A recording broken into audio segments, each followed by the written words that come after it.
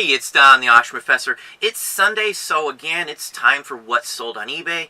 It's a small portion of what we sold. Again, it's just for my one anchor store. We do have two anchor stores.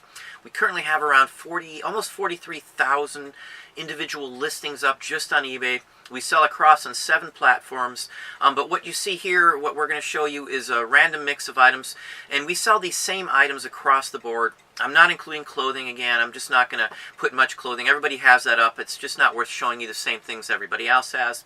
Same with books. Books, you know, anybody can find, and records. I'm not going to show you many records or anything like that. But we're going to go to the screen, and I'm going to show you what we got. Okay, so here we go with what we sold. And again, these are just randomly picked items. I picked some across the board. One question I had that I'll just throw out here, I had people ask why I don't show really cheap items like, you know, below, say, $5 or $6. I don't usually sell anything below, say, $7 as a general rule. I can't think of much that I do sell that cheap, other than once in a blue moon, maybe a cheapskate postcard or something for just a couple bucks. But for the most part, $7 or up is usually what everything sells for in my store, or any of the stores we have, really. I don't try to mess with anything. If the item's worth less than, say, $7, usually I don't mess with it. It'll go into a lot. Just because if maybe I hope to get $7 out of it, I may only get a couple bucks. It's just not worth my time to list a couple dollar items. So anyway, that just addresses that issue. Okay, now the first item here, this is a postcard again, California. This has been up for, let's see here, just a little while, maybe 2 months or so. $17.50 it did sell for, so, you know, it was a pretty good profit. Again, most postcards I pay $1 for across the board. This was $1 too, actually, here. I have no idea if these work. They're all brand new, so chances are they do. They're all sealed, ready to go. It's a complete box. I got $1 or something into this. I don't even know if I have that much, but it did sell for $12.50. I don't mess with many of the power hearing aid buttons or Power One or any of these, but some of them do sell. And if you get a whole case of them like this, chances are you're going to be able to make, you know, at least, you know, $10 back on any box of these. And I do run into these. I've got a couple of these, so I listed another one literally as soon as this one ended. Let's move on here. This one here was up for just a little while. I took 20 on it. On stuff like this here, I could send these in and get them graded and probably get a higher profit. But then it's more money invested. I'm cheap, as I've said all the time, so I don't usually send anything in to have it graded or slabbed or any of that stuff. I just blow it out. I've got $1 into this, so $20 return on my investment for this one is like $18, you know. So again, it's in the 80% profit range. I talked about comic books many times because I sell comic books every single week of the year, every single week. I don't care if they set for a little while because they do sell. The one issue that I do have with selling comic books is that it's usually some younger folks who do buy them, so sometimes I have a higher rate of unpaid items in comic books than I do in other areas. It hasn't been nearly as bad as it used to be in the past. I don't know if eBay's keeping up and taking care of these issues, but, you know, I do sell a lot, and I don't worry if I rush. I pay $1 for this. I get $18 profit back right off the board, so who cares if it sits a couple months? Let's move on to the next item here. Another California postcard, $20 I took for this. And that's literally higher than most of these sell for of this specific postcard. There is a comp for this as well too. So anyway, let's move on to another one here. Now, I talk about labels all the time. I had several of these. I listed actually a couple of these up at once. This is the last one I had. It's a small. It's only a couple inches at the most, and I took $10 for it. This is something that's going to sit there. Somebody ripped this off a piece of luggage from the way it looks like anyway. On top of it, it's got some like leathery stuff on the back like it was on a piece of luggage. I don't care about that. It's not an issue. They're buying it for the face of this for the most part, as long as the label itself isn't damaged. I would never attempt to try and get this stuff off the back. You're going to ruin the label. I don't mess with any of that kind of stuff. Just buy them in nice condition or sell them the way you find them and be done with it. Don't waste your time. This is a numbers game and a time game. So the more time you waste doing this or doing that or looking up stuff or whatever you're doing, you're wasting time getting stuff up and making sales. Sales are all that matters. You know, sell-through rate, again, doesn't matter at all. None of that matters. It matters that you're making a profit, a good profit margin, and you're selling enough to make it worth your while. Let's move on here. This one here, I've sold I don't know how many of these, probably half a dozen in the last 5 or 6 months of this very same card. And it always seems to sell just because of the topic Native American. on this one here, and it's quack medicine in the whole work. So I took 25 on this one here. It's only $2.50 off, you know, so who cares? Let's move on to the next one. Again, like on these are like postcard size. I find this kind of stuff constantly, and I do mean constantly, in quantity. That's how I talked about scaling in other videos. You have to be able to scale. What can I scale in? Paper all day long. I've got a couple 100,000 pieces of paper that I have not listed. I've got nothing into them. We sell enough out of each lot. I'll pick some items up, like a huge lot, and I'll sell a couple items right off the bat and get my money back. So if the stuff sits here on my 90-day plan, that's already figured into what I'm doing. So for those of you who buy stuff and think you can set it around, that's fine if you can afford to do that. That way you get more profit out of the individual items. They sell higher if you hold on to them. Or you can hold on to them to the right time of year where they would sell better depending on what you have. So that's just part of the game here. But you have to be able to get something back on them if you're in a state where you've got to turn your items real quick to do this. So if you're getting a big lot, say 100 postcards or something, you got $100 into them, list a couple right away if you need to get your money back out of them, so then you can reinvest that $100 back into something else. And you'll still have, you know, close to 100 postcards left to sell throughout the time. And then you're not in a hurry to get rid of them. You can hold on to them and take a higher profit margin when you do sell them. So just keep that in mind when you're doing this. That's what I do across the board.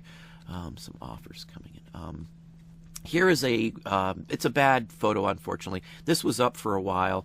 I do sell buttons all the time. They're not super huge high dollar items, but I buy a bag of buttons. In my last haul, I bought hundreds of buttons for $5 whole. And what I do is I'll pull out the ones that I can sell separately. Like this one here did sell for $10. You know, I can't go wrong. I've got some more offers coming in. I can't go wrong on button bags at all. I don't care if 90% of them sit around for a while, because I'm going to make my money back and enough to run those listings until I sell another one. So on those button pokes that I just bought, that huge button bag that I bought from my last haul, if you look at that, you'll see there's hundreds of them in there. The one Santa Claus button that I tried to show in the video, I'll get $10 or more for that right off the bat. So, you know, I don't have to list. We still got more offers coming in. I don't have to list a whole bunch all at once. So anyway, I may hit these offers up and just kind of show you what kind of offers I get in a minute here, or at the end if I can remember. But let's go on to the next item. Again, I've got nothing into this, pennies, and I do mean a couple cents into this button. And I made an $8, $9 profit easily. So it sat up there for 60 cents worth of listings. I don't care. Who cares if it's 60 cents? And in all honesty, it's really not that much for the most part, because if you figure in another offer, if you figure in the cost of, you know, my listings, it's less than 5 cents for the most part, especially if you're talking about the first 10,000, because you get $150 worth of boxes for the $299.99 you're paying for your anchor store. So I get half of that in boxes. So literally I'm paying $150 for 10,000 bins and 1,000 free auctions. So, and that's per store. So if you've got 10 stores, you're getting 10,000 listings per store. So just keep that in mind. I don't mind spending the money on it. Again, my fees are paid for the most part in one single day of the month. So if it's a 30-day month, day one pays for my entire fees for all of my month selling on eBay on that account. That's across the board. And I don't care what anybody says, that's how it works for us. Guaranteed, you know, that's literally how it works. One day covers my fees for everything on eBay, unless I'm selling some monstrous, you know, a $5,000 record or something screwy like that, which I do sell very rarely, but I do occasionally sell a record up in that range. You know, we sell a lot for $1,000, not just on eBay, but I do sell high dollar records on other items. I've been debating on actually sharing Discogs and a few other things, because I've had some other people. I may do that here in the future, but as of now, I'm not really open to do that, just because I've got so much other stuff going on. I try to keep it to eBay because that is still our #1 seller and most people's #1 site to sell on. So anyway, and I put this one up here. Here's a record one leading into this conversation here. Now, records, you're just not going to go out and start buying records and make a ton of money on them. It just doesn't work that way. You can, of course, get thousands of records for a couple $100, but they're just everyday common records. If you want to put the legwork in to do that, that's fine, because you can still make and double your money, triple your money, quadruple your money. Let's say I bought 1,000 records for $50, which is not unheard of all the time. I do that quite often. I'll even buy jukebox records sometimes if there's just a couple in there that are worth it, and then I'll just pay one of our employees, hourly wise, to list them in big bulks. And this is one of the bulk listings I got. Now, I've sold every one of the bulk listings. $24.99 is or $24.50 is the cheapest I got. Now, I've got maybe, I don't know, $4 into these records here because I bought them in mass quantity. I may not even have that much into these, honestly. It may be $1 or $2. And I know that sounds crazy. How can you get that cheaper records? But when you buy them at 5,000 records a time, you can get them down to a penny a piece. So, I may have $1.20 or something into this, depending on where they came from. Either way, I don't have more than $4 into these on any given lot like this. Just because I do buy them in bulk. And even if I bought a bunch in bulk and I spent more than that, I spent a couple dollars. Let's say I bought them in bulk here and I spent $500 on 1,000 of them. I'm not going to spend that much unless there's a couple records in there that will give me a complete return on my investment immediately, which is the case when I buy big bulk records. I don't buy any records without looking through them. The minute I find enough to know I'm making a good profit, I stop looking through the records and I just buy them without looking through the rest of them. But you got to look through them to know what's going on. You got to have a ballpark idea on what's good, what's not good. Now, on these, if you're going to list them, I always type the descriptions, at least the group and the label and the label number on anything. So that's just what I do with these. I have an employee that types them up here. It doesn't take as long as you'd think. I got a couple offers there, but anyway, it doesn't take as long as you think to type these up. It's an easy, quick list for us, honestly. It takes like, I don't know, 10 or 15 minutes, maybe at the most. And an employee lists 4 lots of these in an hour. And my return on the investment on these, maybe I've got 10 or 15 bucks into those 4 lots at the most, and I'm going to get my return on those. I'll probably sell them for around, like, say, $160 to $175. So I've got 10 bucks into labor, 11 bucks depending on who the employee is, and they list them, and then I'm making a huge profit off it. So it doesn't really matter. You can do this as well. So if you buy a ton of records and you got nothing into them, throw them up on a lot. Sometimes you can do okay by not listing the actual titles and just showing some of the better ones and list like 12 photos in there and just show some higher dollar records. Sometimes you can do better doing it that way. There's nothing really good in this lot, so it's just my trash. The next stop would have been I would have just donated this back or tried to sell it in a bulk lot, which I don't like to do very much. I don't like to mess with people coming out and searching and spending time either at my storage area or at our facility or where we actually live at. So I just don't do that. I've got kids. I don't want any issues like that. So anyway, you can make money on them just buying them in bulk. Right here, this was, $14, $15 profit after all said and done on this. But this one here, I'm making, with the listing, with my profit wise, I'm making like $15, maybe even up to, $18 or so on just junk records. This is literally junk records. They're in good condition. They'll still play. But for me, they're junk because I can't sell any of these individually. It's just not worth my time. But again, here's another one. I've talked about, music and musicals and sheet music. This is basically a sheet music book. It's got some photos inside. I took $10 on it. I have 50 cents, maybe $1 into this. I've got like 30 cents in listing fee. So, who cares? Let's move on to the next one.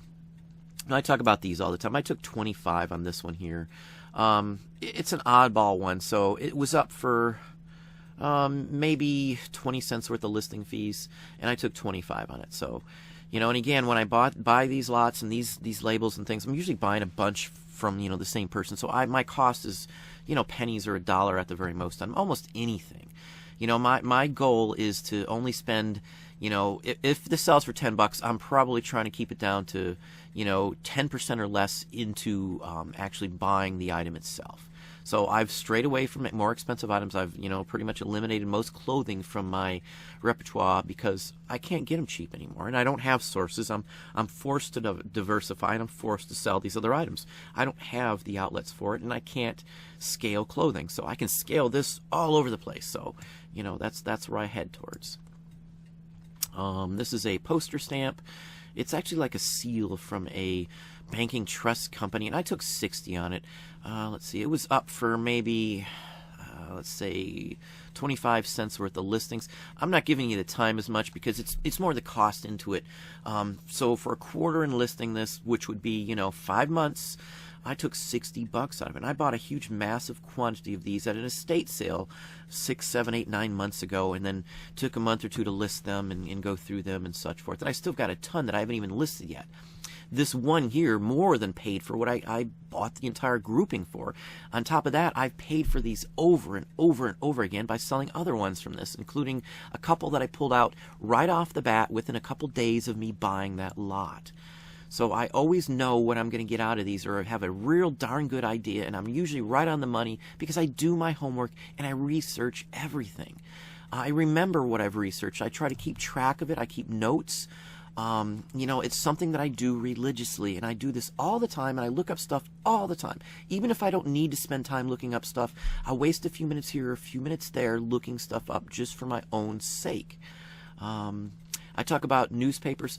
Now, when I get newspapers that have Sunday strips in them, I'll mass quantity, a bulk lot of all from the same comic strip. I've got tons of these that I do this to. It's not a ton here, but I took $22.50 out of this. There's 17 individual cutouts. And again, I bought a huge bulk stack of hundreds of, pages of newspapers, to turn around and either resell the headline main section or to sell the comic strips. And I always sell these. Sometimes you can sell a single, a Sunday page from like the 30s or 40s, like Buck Rogers or something along that line from the 30s or 40s, and I'll get 20 or 30 bucks for the individual comic strip, as long as it's like a half or a full page Sunday ad. And that goes for a lot of the sci-fi, mostly sci-fi. Buck Rogers, Flash Gordon, stuff like that sells the best for us. Some of the Tarzan, Prince Valiant always sells too. So those are the ones I mess with the most. Tarzan is a good one. Early Superman from the original era, 40s and before and stuff like that. So anyway, and that's a good profit because I've got like pennies into this. Maybe have 45 cents worth of listing fees. So, you just can't go wrong. And they're, again, I say this every time, they pay shipping. I don't have that cost into my equation at the bottom. I have an 80% profit margin across the board because of that. I've eliminated everything that I can think of that costs me more money, like clothing. I can't get a t-shirt for under $4 that's any decent to make a profit. And I'm not willing to buy a $2 t-shirt to make $5 back. It's not worth the hassle and the time to take a photo of it or any of that, or to list it or to measure or any of that stuff. Even if I don't have to measure, I've got to throw it up on something to take a better quality picture, like a mannequin, or lay it flat or something. I'm wasting time doing that. I can list a photo of stuff. Now, this is a different story here. These are usually good sellers, so I just throw a few photos up. Again, it's the same area I take photos at for my for our paper items. This is up for a little while, so the photos aren't the greatest on this. Again, this is something that we've changed and moved on with some of the photoing. So again, no problem if you have got photos that aren't so good, but going forward, change your mode of operation and make sure you do everything differently if the photos look like this. Again, you'll see bad photos in mine, so I don't criticize people, I just make recommendations on that. Because I myself, and I say this all the time, I've got issues that I still need to fix. We fix so many at a time. I'll go in and address them. I'm not willing to waste a lot of time going back and fixing a whole bunch each week. We fix a handful at a time and move on and worry about listing new stuff. So anyway, let's move on to the next one here. I talk about camera stuff all the time. I took 15 on this. It's literally just a hot shoe flash adapter. It's nothing special. And I got pennies, if even that. This is stuff that's long since been paid for. If you watch my hauls, you'll see some of the value in all this camera stuff. I sold more camera stuff. I could show you all kinds of little adapters and things. I think maybe I've even included a few other ones here. But camera stuff sells for us all the time. I picked camera stuff again in here because I'm trying to show you some of the different items. I'm not going to show you the clothing. I sold several shirts, a Monorama and some jackets, a couple of scarves. And again, we're eliminating stuff. Weekly I'm selling through some of the clothing I have up. Weekly I'm selling a bunch of records and the whole works. So anyway, I talk about photos. I sell photos all the time. This one I think I took $18.54. I'm to the point now we've sold a ton of these. Now I talk about putting these out high. We started these off at $57.50 and I sold a couple $1,000s worth of these in that price range. And then I dropped them down to $34.50 after it was up for 5 or 6 months, and then we sold a whole bunch more at $34.50. And now I'm to the point where I might just blow these out, run them up at $9.99 as an auction, and just blow them out and see what happens, you know. I may even run at $7.99 or something, or, you know, bulk them up somehow. I'm not really sure yet, because we've got 400 or 500 in this grouping lot, and I've got at least that many more ready to list now to take their place. So, you know, I'm going to weasel out some of the stuff that hasn't sold. And photos like this, if you buy a massive quantity of photos, which I do all the time, you know, you're buying 5, 6, 7, 800 stills, 8x10 stills, from TV or movies or whatever the case may be, they're not all going to be worth something, obviously. So the rule of thumb is always put them up high and then go low if you need to. Don't ever put something up low thinking that's all you can get for it, because some of the time you're going to sell some of those items right off the bat for a high price. And you run them for a month, whatever your take is on it. For me, I don't care if they run for 5 or 6 months. I'll drop them at that point. I've got a list. I say this all the time. Make yourself a list. Make yourself notes. And, you know, do a routine markdown or do a routine check through certain items every so often, every couple weeks, or whatever your standpoint is on it. So, and that's what I do across the board. So it's coming up to the time now. I've run the sales to try and still get some higher price out of them. The sales have dwindled off to, out of this grouping anyway. I still sell photos all the time, but this specific grouping that I bought all together, the sales have dwindled off to, you know, a couple a week at, you know, 18 to 25 bucks. So at this point, I think all the higher priced ones are gone. So I can go ahead and just dump them on the market for $9.99 a piece. It'll be hundreds of them. So, you know, I don't have to sell a ton to make a ton of money back on them. At $9.99, obviously I sell 20 of the 400 or so photos that are left. I'm still going to make some good money out of them. And again, it may sound like a lot to have that many left, but I've gotten thousands of these. Literally the first week or so I put these up, I made a couple $1,000s from a couple different people who bought tons of these photos. And then, you know, I mark them down, and I've sold some throughout that time. Every week I sell a couple of these. Still, to this day, the price of what I'm getting for them has gone down. So, you know, after a while here, it's safe to go ahead and do something like that, to either mark them down or to blow them out in an auction. And something like this, once they've been up a while, people have seen them, and instead of me changing the listing title with, you know, hundreds of listings, I'll just blow them into a auction, because I get 1,000 free auctions out of each of the anchor stores. So 1,000 free auctions, that's what I use them for. I'll use them for testing. I'll use them for blowing stuff out, or I'll just use them to eat up the free listings, just so I'm not giving eBay 1,000 listings worth of freebies, because it's usually 10 cents or so, I think, for the auctions to list. Bins are 5 cents or less, 4 cents if I'm including those as the my $300 store fee. But let's move on to the next one here. Now, I showed this one in a haul. I've sold a couple of these same type of things, you know, within the same week. So I'm just going to show you this one here. But I think, yeah, we took 20 on this. And again, I got like $1 a piece into these. I knew it was going to sell. Mid-mod century, that usually sells it. You just got to have a good eye for stuff like this. And it's nothing special. It's just pewter. Nothing fancy. Again, $1 I paid for it, as well as several others, which now I've sold. So I've sold 2 of these this week. I had $1 a piece in them, $2. I got 40 bucks back out of them, you know, sale price. So my profit margin is like in the $34 range or so, something in that range. I'd have to sit there on a calculator and just add it up, but that's about what average I would say on those. So I'm making good money on it. Who cares, you know, if I'm taking a little less than I thought, or who cares if it sits there even for a little while. Another postcard. This one did sell for $57.50. Some are these, that's why I say this one usually doesn't sell that high. The person who bought this didn't look into what the other ones sold for of this exact same card. So just keep that in mind. That's why I say put stuff up for a higher price than you think you should sell it for every time. Because inevitably someone's going to come by and go, wow, that seems like a good deal. They're not going to go and look at comp sales. They're just shopping. They're not worried about that. They want the item. They're going to buy the item. Don't worry always about what you see them sell for. And again, if it's sold as a buy it now for 20 bucks, I'm definitely going to double whatever they put on it at least and sell it for 40. Just because it's sold for 20 as a buy it now doesn't mean anything. It just means that somebody thought that was a good price and they bought it. If the person who put it up for the 20 buy it now put it up for $57.50, it could have still sold at $57.50. This is a perfect example of that. It's a game to some extent. You just got to understand how it all works and to pay attention to what it means as a buy it now versus an auction price. And even as an auction price, let's say the same card sold for 10 bucks at an auction. if I put it up for 30, I still could sell it for 30 as a bin, because everybody's not going to go back and look at it and say, oh, look, it only sold for 10. I don't want to spend 30 on it as a bin. They want the card. They're not worried about that. They're not, well, maybe they are, let's say. Maybe they are worried about it, but they don't take the time to look into it. That's why I say research for whatever you're doing. If I buy something, I research the price everywhere I can first. So anyway, let's move on. I showed this one in a haul too. I took 35 for this, so I can't go wrong. It wasn't up a whole long time because I think I showed this in a month or so ago's haul video. So, and I got $1 I think into this one too. This type of thing I will buy if it's in the box. Now, F&B doesn't sell very well on these types, but if it's new old stock like this, shoved in a box and the whole works, it should do well, and they usually do for us. So, person was very happy with it. Let's see here. Next item, another card.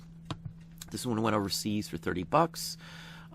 It's a unique one, nothing fancy. It's not even advertising anything. So, it's a good. They bought it for the image and the style. I put risque in the title because it is, to some extent, for this time frame, that is very risque. It's got a steamer in there. It's a nice image, very interesting image. But let's move on here. And again, these are like $1 card. Now I showed this in a haul too. I took $24.50 on this, and they paid shipping. It's just a General Mills book, nothing special. I paid $1 for it, so I'm returning. I'm getting a $20 plus return on my investment. Take home. That's after fees. I don't pay shipping out of my pocket, so everybody's paying shipping. So right off the bat, I'm 10% less in fees than everybody else that's listing. That's including free shipping. And even if I included free shipping, it probably was still only sold at that price. So why would I give away free shipping?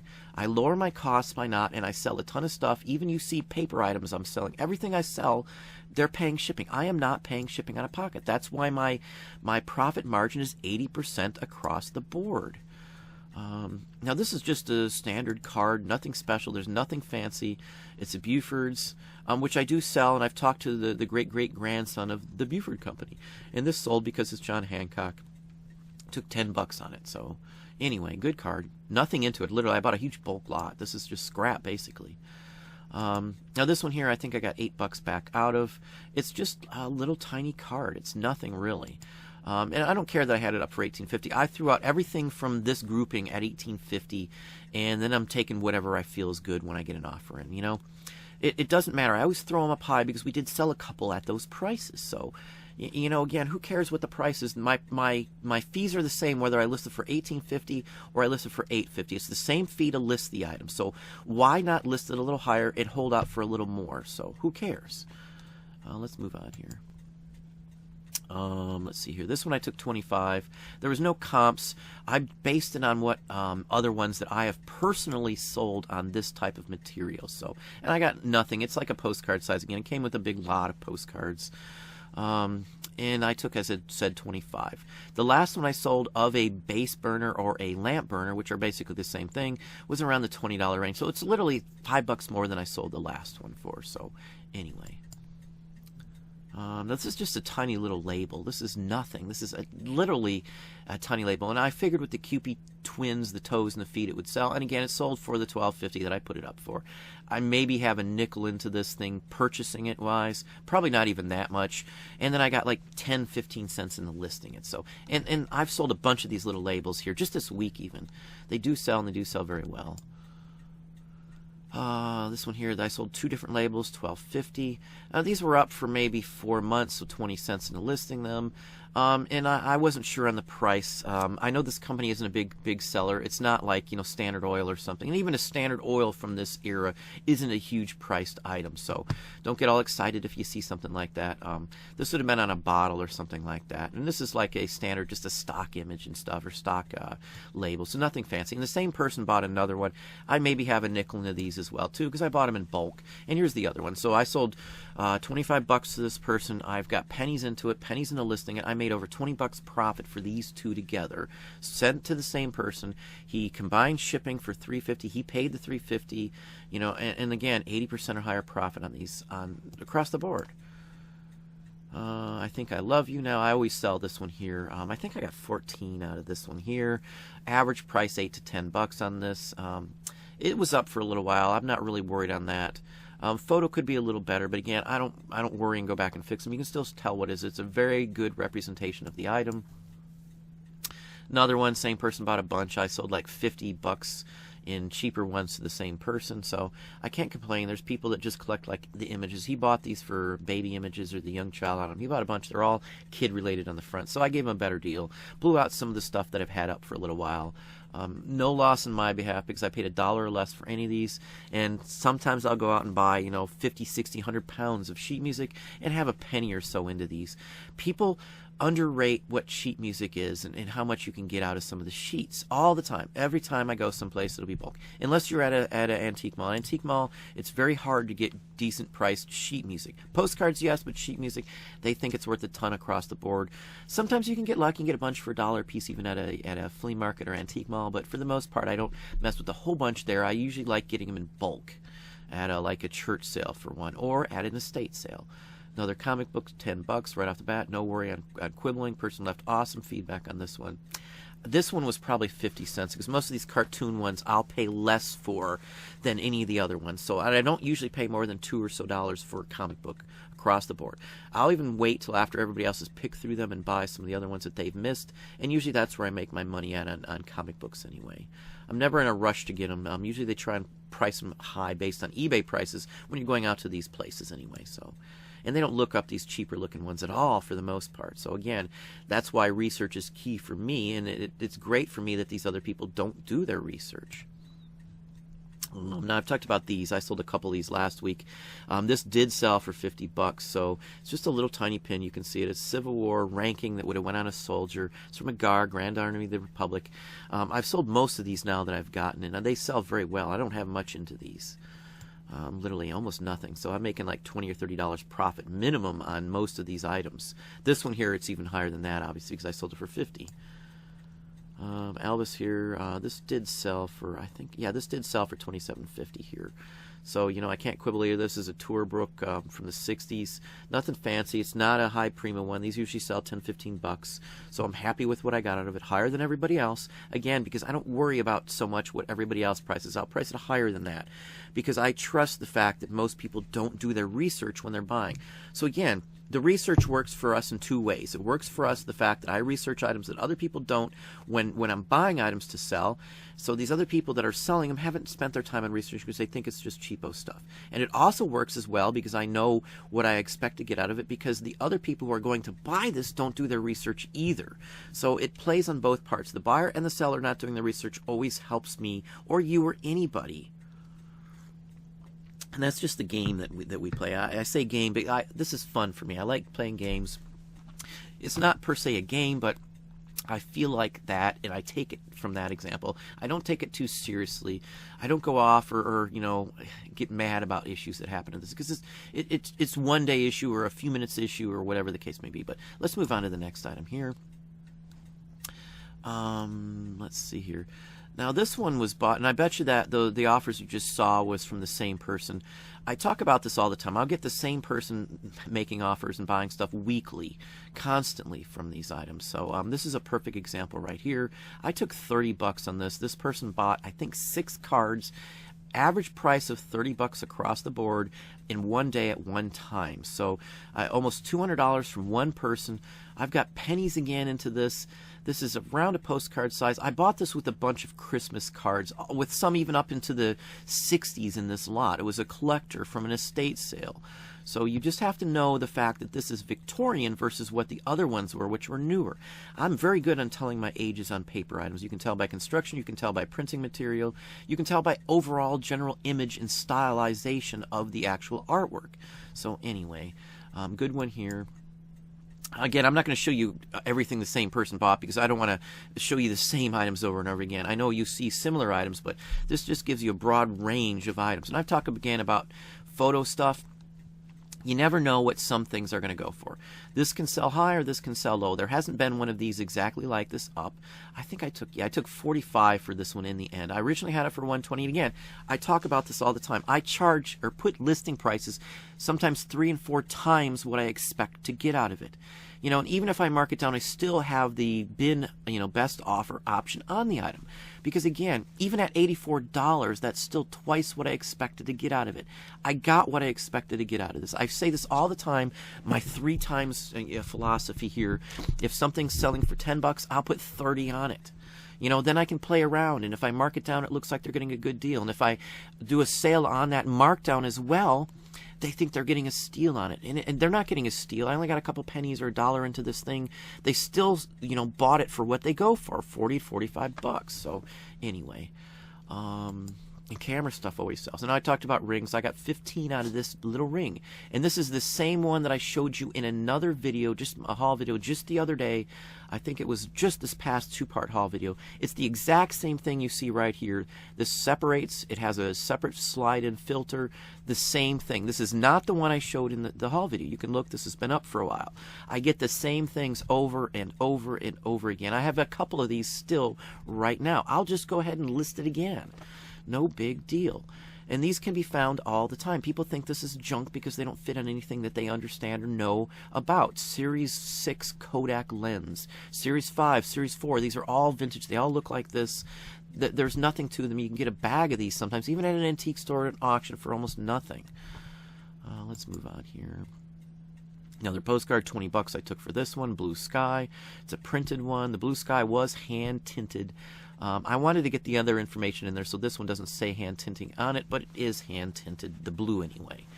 But anyway, 20 bucks, good sale. Let's see here. This is a tobacco label. I did sell it for $14.50. It's not in the greatest condition, but this person bought a bunch. I threw a few of the ones he bought in here, but he bought way more than this. $100 and some odd he bought in just cigar labels. So I say I sell these every day. I do sell these every day. And for the most part, probably 50 or 60% of the people who buy these cigar labels buy many of them at the very same time. Same with tobacco cards, trade cards. Across the board, people buy multiples. And that's a good plus on charging shipping. They look at it like, ooh, I'm saving $3.50 each time I buy something. So, you know, that plays into what we do as well, too. I don't worry, again, on the shipping fees because, you know, these people make the offers or they buy them. They know that the shipping is there. They figure that into it. I don't care how it works. We make a good profit, and I don't have to worry about, you know, subtracting my fees for shipping or anything like that. And the price I charge, I don't actually pay $3.50. I pay less than that, as you all know, if you purchase them off of eBay. So the difference covers my bags, it covers my cardboard, it covers all shipping supplies, including the fee on the shipping itself, because eBay charges me a shipping fee, or charges a percentage of the shipping fee. Now, if you're not sure why they did that, that was to stop people from charging 99 cents for an item and then no fees on shipping. Then they'd charge 30 or 40 bucks for shipping, because that way they wouldn't be paying fees. They'd only be paying fees on the 99 cents. You can blame eBay charging the percentage on your final value fee on shipping fees for the people who did that, because that is directly the reason why eBay stopped or started charging you on shipping fees, because the people were ripping them off and including the shipping fee as the cost of the item. So, you know, that was a screwball thing. It ended up hurting everybody. You know, I understand why they did it. It doesn't bother me really, because I'm not paying for it anyway. It's included in my shipping fees. $3.50. I believe it's like $2.66 or something to mail a 3-ounce package, which is what this would be. 3 or 4 ounces. That's what this would be. 5 ounces goes up to $3.75, and then it's you know, a higher price on that as well too for, you know, your actual cost. So $2.66.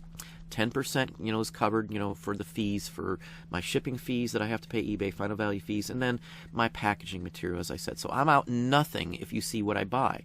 I'm out none of the cardboard, and again, I get that a bunch of it from eBay, or I buy it from Walmart in as big a quantity as I can. But let's move on. I think I got a bunch more of the same ones. Again, another tobacco label. They're not huge high-dollar movers, but these are even damaged. I even sell the damaged ones. You know, it's got a big chunk missing out of it. $12.50. You know, and I've got pennies again into these, 10 bucks, and then another $12.50. But again, that's what I have for you today. I'm not going to show you the offers, I guess, today. I don't really want to give out customers' information. That would be, you know, a no-no for me in my book, because it does show some address information on it. But again, that's what I have for you today. I've just picked some random items, as I usually do, just kind of give you an idea. We sell about the average every single week of the year, is about the same average of stuff. And again, my sales are still up. You know, I sell stuff that sells all year round. You know, and I talk about this all the time. I can scale this. I can get it cheaply. You know, clothing does sell. You know, I'm not going to cut on clothing, but you know, for the overall aspect of clothing, it has gone down in the market. You can't get it cheap, you can't get it reasonable, and it doesn't sell as high. There's so much competition. It's killing the market here for it. So again, diversify and, you know, help yourself out a lot there. If you're not going to change what you're doing, next year is going to be even worse. So anyway. Well, there you go. There's some of what we sold. Again, that's just a small mix of what we sold. We sell a ton of items a week. We sell a ton of records and books and things like that. We sell across Amazon. Sales are up again, as I've been saying. It just depends on what you sell. If your sales are down, you need to diversify to increase your sales so you're not even worse next year. The trends are going in the down direction, the spiraling direction for clothing. I've discussed it in other videos. Catch on and see what's going on, and hopefully you can improve your sales by diversifying as well too. But that's what I have for you today. If you enjoyed the video, please hit the like button down below. You can also hit the bell icon up top to be notified when we post new content or go live. Subscribe and tell a friend.